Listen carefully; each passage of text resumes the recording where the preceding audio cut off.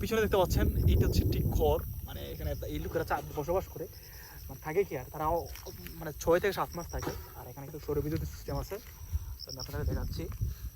এই যে দেখেন একজন ভাইয়া, তো উনি আসলে হাওড়েই থাকে। আপনি তো প্রায় কয় মাস আছেন এখানে ভাই? 6 মাস। উনি প্রায় 6 মাস আছে এখানে। আর এই একটা ঘর দেখছি, এই ঘরটাতে মনে করেন তারা মানে আসবাবপত্র যা আছে কি আর বস্তা বাস্তি যা আছে সেগুলো রাখে।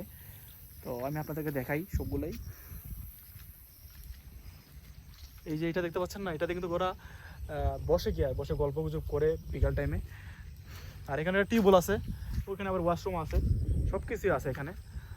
আর পরিবেশটা একটু স্বেচ্ছেদে, কারণ আজকে বৃষ্টি দিছে, প্রচুর বৃষ্টি দিছে।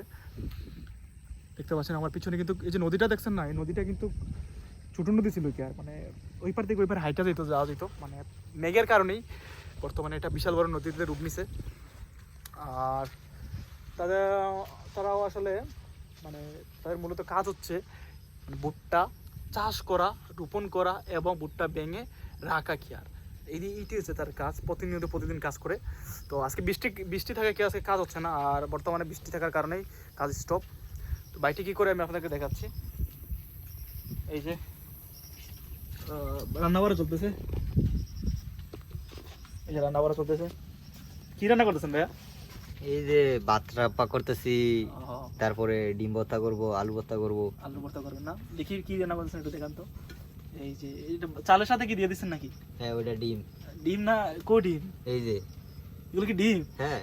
ও আচ্ছা, দেখতে পাচ্ছেন আপনারা অবশ্যই কিভাবে রান্না করতেছে। আর বাতাসের কারণে একটু কষ্ট হয় না রান্না করতে ভাইয়া?